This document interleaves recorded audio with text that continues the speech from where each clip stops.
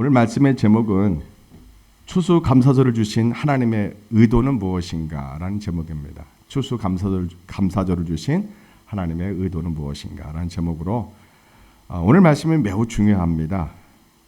추수감사절은 그저 우리가 1년 동안에 하나님이 열매 주신 오곡백화 열매 주신 것을 감사하는 정도의 수준이 아닙니다. 아주 본질적인 하나님의 목적과 의도가 있습니다. 우리 인생에서 많은 사람들이 돈과 재물 때문에 넘어지고 쓰러지고 하나님과 돈 사이에 양다리하는 그러한 잘못된 신앙 때문에 많은 사람들이 하나님을 만나지 못하는 그러한 비극을 발생하지 않도록 하나님이 왜 이 말씀을 여기에 위치하셨을까? 왜 초막절 때, 이스라엘 초막절 때 왜 하나님은 모든 백성들을 다 모아놓고 7년마다 오는 면제는 초막절 때 왜 하나님 말씀을 읽어주라고 했을까? 그리고 이 말씀이 왜 여기에 있을까? 이걸 알면은 우리가 하나님의 의도를 알 수가 있습니다. 자, 한 음성으로 읽겠습니다. 시작.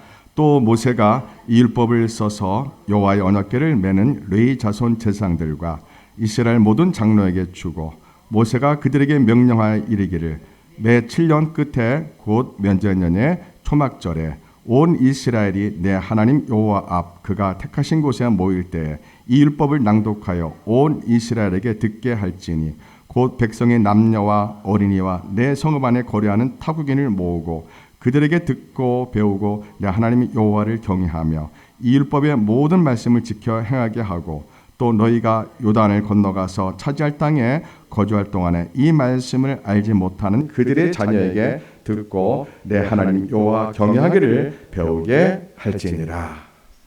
기도합니다. 하나님 아버지 여호와여, 하나님이 이스라엘 백성들에게 추수감사절인 초막절을 주신 그 배경과 의도를 이 종이 설득력이 있는 사람의 말과 지혜로 전하는 것이 아니라 성령님의 도우심과 인도하심으로 이 말씀의 깊은 뜻을 전하기를 원합니다.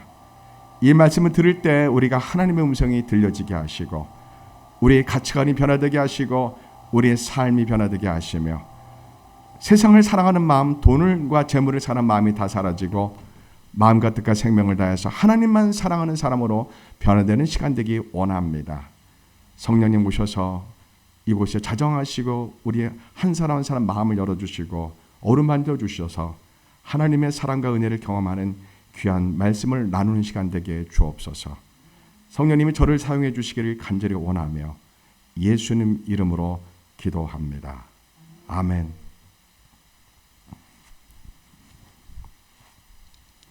할렐루야.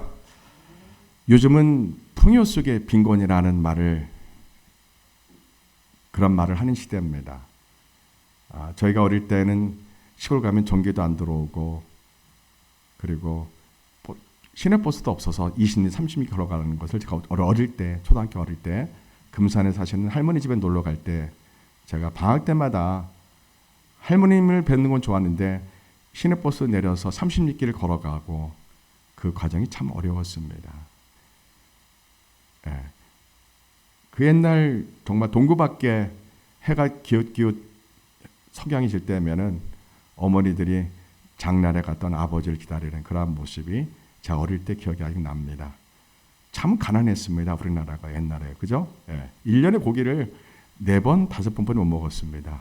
제가 초등학교 때 고기를 참 그런 적이 있었는데 우리가 언제 그렇게 살았나 싶습니다. 지금부터 한 60년, 70년 전에는 사람들이 꼭 필요한 것이 한 18가지뿐이 없었습니다. 그리고 사람들이 뭘 소유하고 싶은 게 한 72가지뿐이 없다고 어느 사회학자가 그렇게 말을 합니다. 근데 지금 60년 지난 지금은 사람들이 꼭 필요한 게 50개 정도로 늘었습니다. 18개에서요. 뭐 스마트폰, 인터넷 뭐 이런 게 포함되겠죠. 그리고 사람들이 갖고 싶은 게 몇 개가 될 것 같습니까? 60년 전에는 72개였는데 지금은 사회학자가 통계를 냈는데 논문에서 한 몇 개 정도 사람들이 갖고 싶어 하겠습니까? 한 500개 정도가 됩니다. 자, 그런데 여러분 사람들이 많은 물질과 많은 돈을 갖고 많은 배움을 갖습니다. 그런데 제가 어릴 때 초등학교 때 교회 중고 교회 다닐 때 한국 교회 성도들과 목사님들의 영혼과 지금 우리의 영혼을 보면은 만감이 교차합니다. 제가 어릴 때는 교회가 정말 춥고 교회가 밥을 안 줬습니다. 저 어릴 때요. 밥을 안 줬는데도 불구하고 교회 모이기에 사람들이 참 많이 모였고 목사님 저희 담임 목사님 설교가 1시간 반이었습니다. 그러면 저희는 그것을 공책에 적으면서 예배드리고 모든 예배에 다 참석하고 사람들 얼굴에는 가난했지만 무언가 말로 표현할 수 없는 그 어떤 거룩함이 제 어린 눈빛에서 아련히 지금 기억이 납니다. 참 물질은 가난했습니다. 참 겨울에 추웠습니다. 방도 그 연탄불을 피웠지만은 군대 담요로 문종이를 만든 문지방에 다 가렸어도 아침이 되면 물이 다 얼을 정도로 걸레가 다 얼을 정도로 추웠었습니다. 그러나 그 당시에 사람들이 인정이 많았습니다. 그 당시에 저희가 초등학교 때 너는 꿈이 뭐냐 하면은 인생을 무슨 목적으로 하냐 물으면은 저희 때는 그랬습니다. 먼저는 나라를 위해서 살고 싶습니다. 이 나라를 좋은 나라로 만들고 싶습니다. 라고 저희들은 그렇게 말했었습니다. 둘째는 뭐였을 것 같습니까? 부모님께 효도하고 싶습니다. 이것이 저희가 초등학교, 중고등학교, 대학까지의 저희들의 사상이었습니다. 그런데 오늘날 10대, 20대는 그럴지 사실 우리가 아니죠. 오늘날 10대, 20대, 30대는 자신의 만족이 오늘날 행복의 인생을 살아가는 가치고 목적인 것 같습니다. 여러분 지금 우리나라가 좀 잘 삽니다. 그런데 OECD 국가 중에서 자살률이 세계 최고고 사기소송 사건이 최고고 이혼율이 최고입니다. 깨어진 가정의 이 통계가 세계 최고입니다. OECD 국가 중에서요. 교회가 인구별로 제일 많습니다. 이것이 우리의 자화상입니다. 무엇을 말하는 겁니까? 교회가 아무리 많아도 교회 안에 교회가 커서 성도가 아무리 많아도 영적인 그 이면이 중요한 거지 눈에 보이는 세련된 예배와 많은 사람이 중요한 게 아닙니다. 내 안에 예수님이 정말 계시냐가 중요합니다. 물질이 많아졌습니다. 그러나 상대적 빈곤감의 사람들은 허덕이고 신음합니다. 요즘 어느 병원에 제일 환자가 많은지 아십니까? 정신과 병원은 사람이 제일 많습니다. 의정부에는 제가 잘 아는 권사님이 하는 서울정신과 병원이 있는데요. 사람의 환자가 얼마나 많은지 모릅니다. 또 어디가 사람 많습니까? 상담 치료하는 곳이 사람이 굉장히 많이 갑니다. 청소년 상담하는 전문 상담가에 찾아가서 대화를 나누면 제가 여러 청소년 전문 상담가와 대화를 나누는데 그들의 공통된 말이 하나 있습니다. 뭡니까? 나라가 망한 것 같습니다. 나라가 희망이 없어 보입니다. 말합니다. 언론과 인터넷 뉴스에서 말하는 것과 지금 현재 상담가들이 말하는 것과는 완전히 다릅니다. 이 나라를 평가하는 것이요. 우리는 눈에 보이지 않는 영적인 이 나라의 흐름을 볼 수 있는 눈이 띄어져야 됩니다. 눈이 열려야 합니다. 눈에 보는 화려함만 보지 마시고요. 교회가 이렇게 많은데 어떻게 이혼율이 세계 최고일까? 교회가 이렇게 많은데 어떻게 깨어진 가정률이 세계 최고일까? 어떻게 사기 소송권이 최고일까? 교회가 이렇게 많은데 왜 문제가 무엇 때문에 이럴까? 우리는 기도하면서 그 문제를 찾아내야 됩니다. 물론 저는 문제를 압니다. 우리의 영적 빈곤함의 원인 중에 하나가 뭡니까? 재정적인 경제적인 풍요입니다. 이 재정의 풍요 속에 우리 영혼은 상대적 빈곤감에 허덕이고 신음합니다. 기도할 때 눈물이 그친 지 얼마나 됐습니까? 제가 어릴 때 중고등학교 대학 때 청년 때 한국교회는 울면서 기도의 눈물이 강물처럼 흘렀습니다. 모든 기도원마다 사람들이 가득 몰려가서 기도했습니다. 가난해도 사람들은 영적으로 행복했습니다. 돈이 없어도 옷이 추웠어도 사람들은 내 안에 예수님이 계셔서 행복했습니다. 그런데 요즘은 한국교회가 굉장히 고급되고 세련된 건축 양식, 세련된 실내 인테리어, 사람들이 참 많아도 많은 사람들은 그 안에 예수님이 함께하지 않기 때문에 상대적 빈곤감에 시달립니다. 오늘 말씀에서 우리 하나님은 우리에게 그 원인을 말씀합니다. 추수감사절요, 초막절요. 예. 신명기 제목을 뭘로 바꾸면 좋겠습니까? 모세의 마지막 유언 설교입니다. 세 번 나옵니다. 모세가 마지막 유언 설교를 3번 합니다. 예. 특히 세 번째 설교가 중요합니다. 12장서부터 30장까지입니다. 네. 11장과 27, 8, 9, 30장, 31장까지 27, 8, 9, 30, 30장 이 5장과 신명기 11장의 내용이 같은 내용입니다. 예. 다시 한번 말씀드리니까 영원히 잊지 마십시오. 신명기 11장과 신명기 27, 8, 9, 30, 31장이 샌드위치 기법으로 딱 해놓고 신명기 12장에서부터 신명기 26장까지 율법이 이제 모세가 죽기 전에 이제 자녀 세대들을 모아놓고 만나 세대를 모아놓고 모세가 마지막 유언 형식으로 613개 율법을 다시 한번 모세가 반복해서 훈련시킵니다.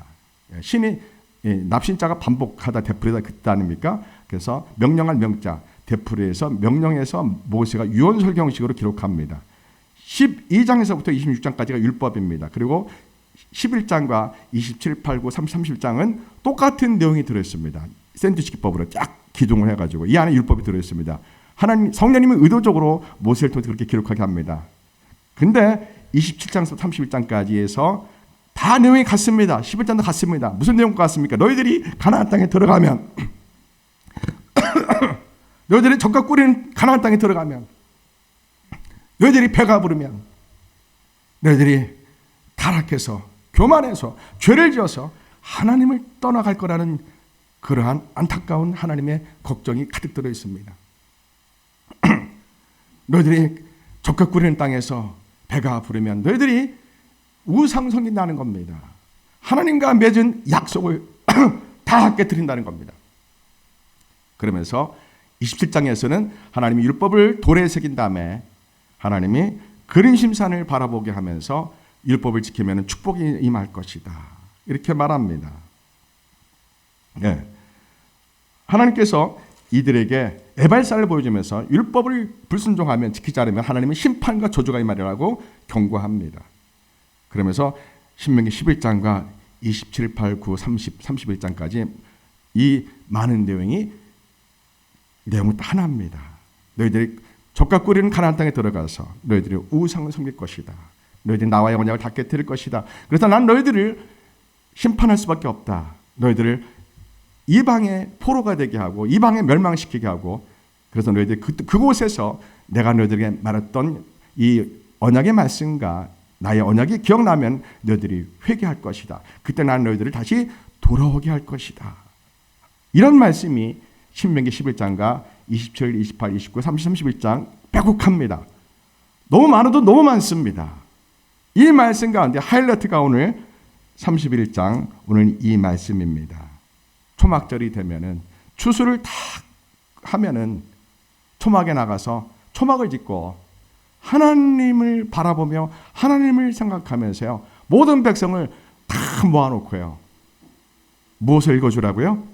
이 율법 하나님 말씀을 읽어주라고 합니다. 이 말씀을 읽어주라고 합니다. 오늘 말씀이 그 내용입니다. 초막절날 떡 해먹고 떡을 나누고 하나님이 우리에게 주신 이 떡에 이 곡식에 감사하다고 그렇게 제사 드리고 그렇게 축제도 할 수 있겠지만 더 중요한 것은 하나님이 우리에게 이 축복이 사람들이 축복이 이 탐욕으로 변할까 걱정하고 있는 겁니다. 하나님이 주신 모든 재정의 축복이 모든 오곡백화의 축복이 사람들에게 하나님께 감사로 가기보다는 이것을 창고에 쌓아두고 이거를 돈을 많이 버는 그러한 재정의 축복의 개념으로 변질될까 하나님이 걱정하십니다. 그러면서 하나님이 그러한 변질을 막기 위해서 백성들을 다 모아놓고 이 하나님 말씀 모세오경 600여씩의 토라를 읽어주라 이겁니다. 백성들에게 해야 하나요? 딱 한 번 합니다. 어디서 합니까? 여호수아가 아이성에서 딱 한 번 합니다. 그러고서는 그들이 결국은 멸망합니다. 이거를 하지 않습니다. 하나님 말씀을 읽어주지를 않습니다. 오늘 말씀에서 참 중요합니다. 왜 초막절로 하나님이 하나님 말씀을 읽어줘라 이걸 강조하냐 이겁니다. 왜요? 사람들은 재물이 많아지면은 교만해질 가능성이 많기 때문에 그렇습니다. 돈이 가득 쌓아지면은 하나님을 간절히 의지했던 그 마음을 잃어버릴 가능성이 많기 때문에 그렇습니다. 여러분 오늘 말씀은 잘 보십시오. 이스라엘은 돈을 벌어본 적이 없습니다. 여태까지요. 광야 40년 동안 하나님이 공짜로 먹여주고 재워주고 다 하셨습니다. 하나님이 만나주시고 매초라기 보내주면서 양식을 해결해주고 이들이 소유의 개념이 별 필요하지 않았습니다. 애굽의 노예로 살 때도 이들은 그렇게 자신의 소유의 개념에 집착하는 그러한 사회가 아니었습니다. 노예로 살았지만 어렵게 살았지만 그들은 타에 의해서 먹고 사는 문제가 해결되는 노예로 살다가 모세를 통해서 이들이 광야 40년을 보낼 때 그 광야 40년도 하나님이 이 경제적으로 개인의 소유의 개념이 없는 공동체 사회였습니다. 하나님께 예배드리는 율법 사회였고 제사주의 사회였습니다. 성막 중심의 사회였습니다. 오늘 우리처럼 소유에 대한 욕망과 이러한 것에 대해서 집착하는 시대가 아니었습니다. 성막 중심의 하나님 중심의 사회였습니다. 모세가 40년 동안 이들에게 훈련시켰지만 이 훈련이 제가 보기엔 너무나 안타까웠습니다. 너무 부족했던 겁니다. 물론 최선을 다했습니다. 모세는요. 애굽을 탈출한 세대는 광야 세대는 참 잘했습니다. 문제는 이제 가나안 땅에 들어가서가 문제가 되는 겁니다. 가나안 땅에는 어떤 신이 기다리고 있습니까? 풍요의 신이 기다리고 있습니다. 바알이라는 아스다르라는 농경사회 주신인 번개의 신, 비를 내려주신 바알 신과 그리고 다산의 신, 자녀를 많이 낳게 하는 아스다르라는 이 여신, 이 남신 여신이 서로 결혼하고 성관계를 할 때 그 땅이 비가 내리고 그리고 자녀를 많이 낳고 다산을 많이 하고 농작물을 많이 산출해서 큰 부자가 된다는 그러한 농경 신이 풍요의 신이 이 가나안 땅을 지배하고 있었습니다. 하나님은 고민이 많았을 겁니다. 이들을 40년 동안 광야에서 훈련시켰지만 시내산에서 하나님이 언약을 맺게 하고 이들에게 십계명도 주고 율법을 주시고 그러면서 이들을 인도하셨지만 이 광야 세대는 잘했지만 그러나 요단강을 건너가서 여호수아와 함께 전쟁을 해서 이 땅을 나눠 갖고 난 다음을 하나님은 내다보고 있는 겁니다. 우리 자녀를 보면 보여 안 보여요? 보이는 것처럼 하나님은 이스라엘 백성들을 볼 때 보이는 겁니다. 지금까지는 이들이 소유에 대한 부에 대한 개념이 없이 공동체 생활을 하고 왔습니다. 지금까지는요. 그러나 이제 강을 건너가서 땅을 나눠 갖고 농사를 짓고 재산이 늘어나기 시작하고 소유에 대한 개념이 생기게 됩니다. 그러면 사람들은 여태까지 믿었던 하나님과의 관계와 이들이 노력해서 재산과 소유를 많이 늘게 했을 때 하나님의 관계가 새로운 차원으로 이들에게 다가옵니다. 성경 보면 자세히 보면 놀랍습니다. 지금까지 왜 하나님이 이렇게 신명기에서 27, 8, 9, 30, 37장까지 이들이 재산이 늘어나면은 이들이 등 따지고 배부르면은 이들이 하나님을 떠나가서 우상을 섬길 거라고 하나님 거의 확신적으로 예언하십니다. 그리고 이들에게 심판하실 거라고. 그러면서 너희들에게 이 이스라엘 백성들에게 재물로 인해서 돈으로 인해서 타락하지 말라고 하나님이 이 초막절날 백성들을 다 모아놓고 이 하나님 말씀을 읽어주라고 하나님이 강조하신 겁니다. 특히 누구에게요? 이 광야의 생활에 이 생활을 못했던 누구에게요? 우리 자녀들에게, 이 손자 세대들에게 이 말씀을 많이 알려주고 아브라함의 언약을, 신의 산 언약을, 모압 언약을, 이 17, 8장이 모압, 이 8, 9장이 모압 언약이거든요. 모세가 죽기 전에 신의 산에 맺던 언약, 아브라함과의 언약을 모세가 죽기 전에 마지막으로 모압 광야에서 언약을 하면서 이 언약이 끝나고 나서 오늘 이 초막절의 절기를 면전년 초막절의 절기를 강조합니다. 그러면서 모든 사람을 다 모아놓고 하나님 말씀을 읽어줘라 이겁니다. 이거를 아이성 전투에서 실패하고 나서 여호수아가 그때 위기를 느끼고 처음으로 하나님 말씀을 읽어주고 그 이후로 성경에서는 단 한 번도 이들이 하나님 초막절날 하나님 말씀을 읽어줬다는 기록이 없습니다. 여러분 풍요한 재물은 무섭습니다. 우리는 반드시 돈이 필요하고 재물이 필요합니다. 그러나 우리 통장에 만약 1,000억이 있다고 가정해 봅시다. 나도 모르게 교만과 돈이 주는 자신감으로 우리는 굉장히 파워풀할 겁니다. 그러나 여러분, 돈이 하나도 없다고 가정해 보십시오. 얼마나 우리가 흔들리지 모릅니다. 우리는 연약한 존재입니다. 하나님은 우리의 마음을 너무 잘 아시는 분입니다. 우리를 지으신 분이기 때문에 우리의 마음을 너무 잘 아십니다. 하나님 우리가 원하는 건 뭡니까? 하나님 말씀을 읽지 않으면요, 예수님 말씀을 읽지 않으면요, 모든 사람은 돈과 재물과 이 탐욕에서 자유로울 수 없다는 걸 우리에게 말씀하고 있는 겁니다. 하나님 우리에게 모든 걸 주기를 원하십니다. 오곡백화의 이 가을의 추수를 우리에게 축복으로 주기를 원하십니다. 너무나 좋은 분이십니다, 하나님은요. 그런데 이 모든 오곡백화의 이 모든 재정에, 모든 거룩한 재정을 주시는 분은 우주 만물을 지으신 여호와 하나님 한 분이라는 사실을 우리에게 잊지 말고 우리 자녀들에게 잊지 않도록 늘 추수감사절날 하나님 말씀을 쫙 읽어주라고 하나님이 말씀과 추수감사절, 하나님 말씀을 알려주고 깨닫게 해주고 읽어주게 하는 것, 매일 하나님 말씀을 자녀들에게 읽어주지만 특별히 추수감사절날 하나님 말씀을 읽어줘서 우리가 돈과 재물의 탐욕으로 인해서 하나님을 사랑하는 마음을, 예수님을 사랑하는 마음을 빼앗기지 않도록 오늘 하나님이 이 신명기 모압 언약 끝나자마자 이 말씀을 딱 기록하고 있는 겁니다. 이 말씀 여기 위치했다는 것이 저는 사실 성경을 아는 입장에서, 조금 아는 입장에서 아주 무섭습니다. 왜 하나님이 이 말씀을 여기에 위치해 놓으셨을까? 예. 그러면서 모세가 이제 마지막 노래를 이 말씀을 부른 다음에 하나님이 마지막 노래를 짓게 합니다. 모세에게 무슨 노래요? 너희들이 가나안 땅에 들어가서 배부르면은 하나님을 버리고 우상을 믿고 하나님의 심판을 받아서 너희들이 나그네여도 노예로 끌려가서 고통을 당할 거라고 이 노래를 지어서 이 노래를 부르라고 하나님이 모세에게 마지막 그렇게 말씀을 주십니다. 이 초막절 말씀 이어서 바로요. 자, 지금은 우리는 재정적인 경제적인 풍요 속에 영적인 빈곤함에 허덕이며 살아가는 영적 빈곤함의 시대입니다. 교회 아무리 사람들이 많아도 우리 눈에는 보입니다. 저 영혼이 하나님을 만났는지 예수님을 만났는지 우리 목사 눈에는 보입니다.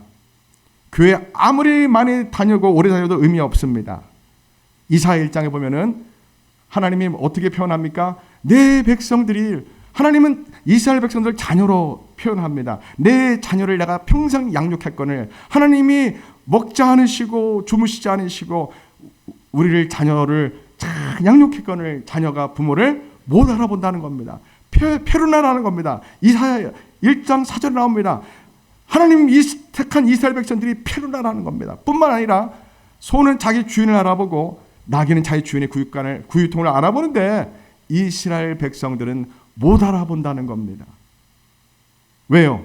물질이 풍요해지면은요, 등 따시고 배부르면요, 하나님이 우리를 지으시고 하나님이 내 운명을 주관하시고 하나님이 내 인생을 다스려 주시고 하나님이 내 자녀를, 우리 가정을, 이 나라 이 민족을 다스려 주시는 하나님의 우리를 다스리는 통치자, 하나님의 전능하신 하나님, 우리 주권자이신 하나님을 우리가 잃어버리게 될 가능성이, 물질이라는 힘이 그렇게 대단합니다. 추수감사제는 양면의 칼날입니다. 하나님이 주신 놀라운 은혜와 축복을 우리가 경배하고 예배하면서 동시에 이 물질은 내 것이 아니고 하나님의 것이라는 이러한 생각을 가져야 됩니다. 물질을 내 것이라고 여기는 순간부터 우리는 영적으로 우리는 신음하게 됩니다.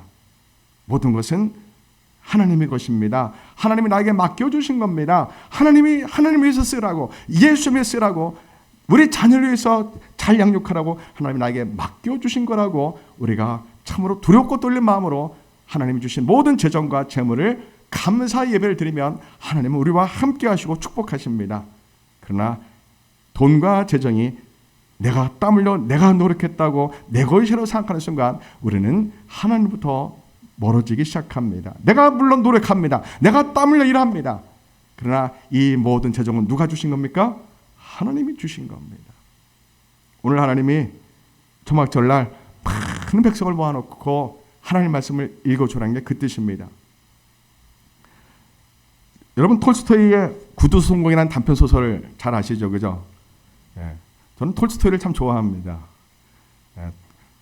톨스토이의 부활, 구두성공이라는 작품 참 좋아합니다. 왜 좋아할까요? 톨스토이는 모든 소설이 예수님을 하나님 말씀을 소개하기 때문에 그렇습니다. 톨스토이의 구두성공이라는 단편 소설을 보면은 주인공 이름이 뭡니까? 마틴이죠. 그 마틴이 구두성공입니다. 그는 젊은 날에 매일 남의 구두를 수선해 주는 것이 자신의 인생에 꿈이 없다고 생각했습니다. 내가 매일 남의 구두만 수선하는데 내 인생에 무슨 희망이 있을까? 무슨 꿈이 있을까? 그래서 친구에게 말합니다. 나는 매일 하나님께 기도하는데 죽고 싶다고 기도한다고. 하나님 매일 죽고 싶어요. 살 소망이 없어요. 매일 남의 구두만 수선하고 제가 무슨 낙으로 인생을 삽니까? 라고 기도한다는 거예요. 그 친구가 깜짝 놀랍니다. 그래가지고 그 마틴에게 말합니다.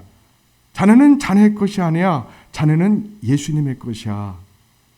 하나님의 아들이 우리를 구원하시려고 십자가에 죽으셨어. 자네는 자네의 것이 아니야. 이렇게 말합니다. 마틴이 생각해 봅니다. 그러면서 내가 어떻게 살아야 되냐고 친구에게 고민하며 물어봅니다.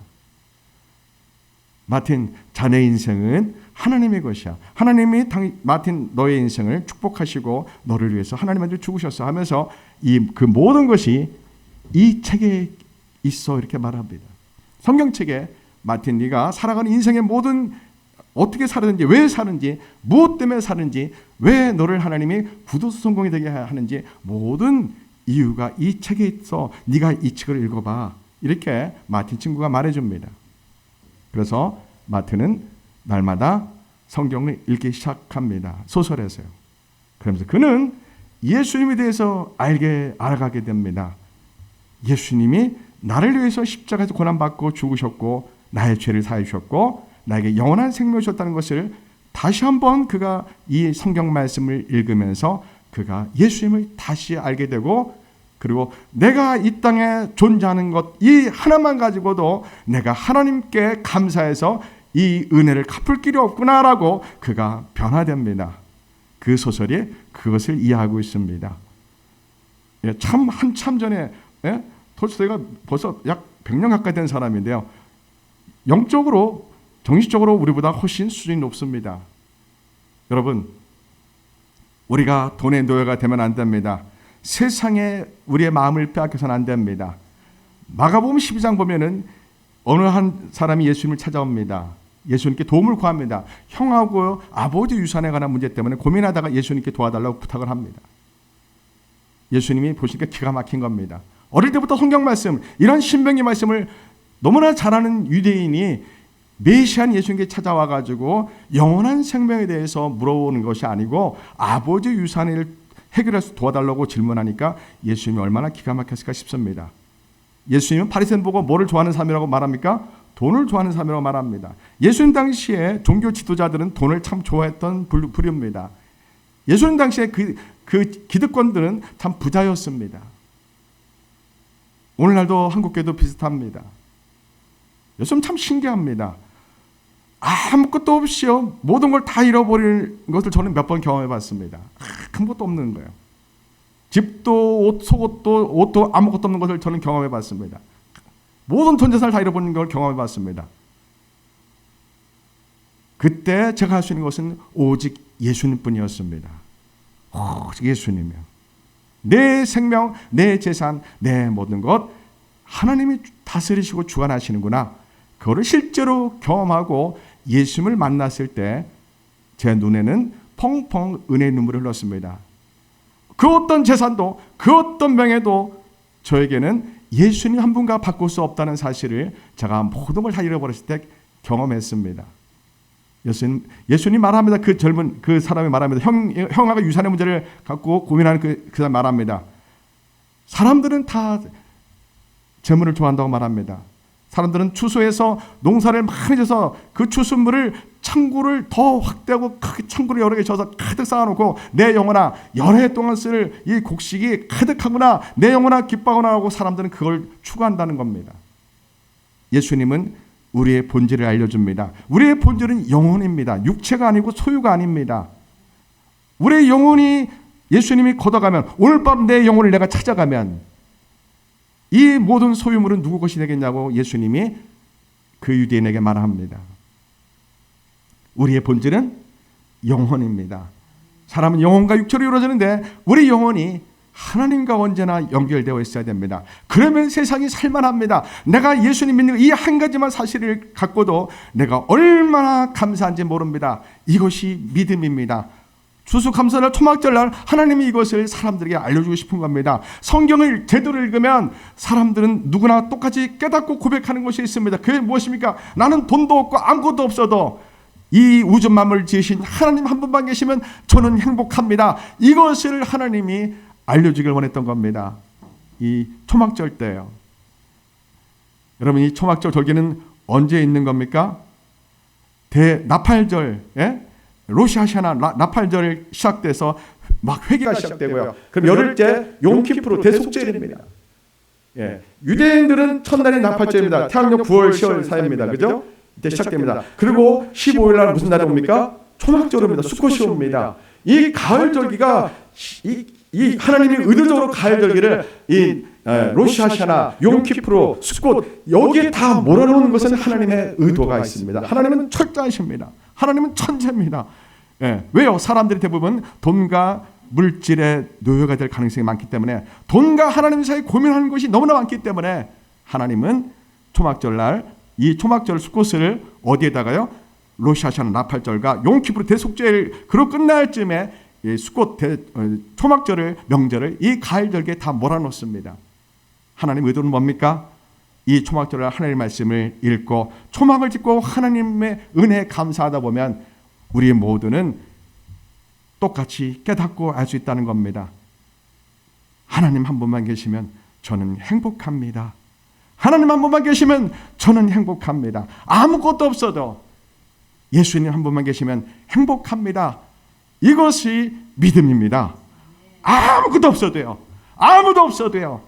예수님 한 분만 계시면 저는 행복합니다 라며 여러분 두 눈에 뜨거운 눈물을 펑펑 흘리는 그것을 반드시 체험하셔야 됩니다. 믿음은 놀랍습니다. 빌리브 트러스 이 개념이 아닙니다. 믿음은 내가 이 세상에 아무것도 없어도요. 불행하지 않습니다. 주눅들지 않습니다. 염려 걱정되지 않습니다. 또 반대로 거꾸로 마찬가지입니다. 아무리 재물이 많아도요. 예수님이 없으면 가장 불행한 사람이 됩니다. 초막절날 추수감사절 하나님의 의도는 그것입니다. 우리가 오곡백화에 하나님께 1년 추수 감사합니다. 예배드립니다. 그러나 이것은 표면적인 우리 감사 예배고요. 진짜 뜻은 우리는 하나님 없으면 한순간도 살 수가 없습니다. 예수님 없으면 한순간도 살 수 없습니다. 톨스토이의 그 구두송관 단편에서 뭡니까? 그가 희망이 없는 가난한 인생이었지만 성경 읽다가 예수님을 만나니까 내가 존재하는 이유 하나만 가지고, 내가 예수님을 알고 믿는다는 이 존재 방식 이 하나만 가지고 저는 감사한 사람입니다. 저는 행복한 사람이다라고 그의 인생이 바뀐 겁니다. 할렐루야.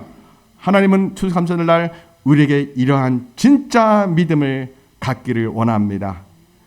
우리에게 주신 것 하나님께 다 감사하지만요, 아무것도 없어도요, 이 모습이대로 주님 예수님을 나의 메시아로 고백하게 하신 그 은혜 하나만 가지고 하나님 감사합니다.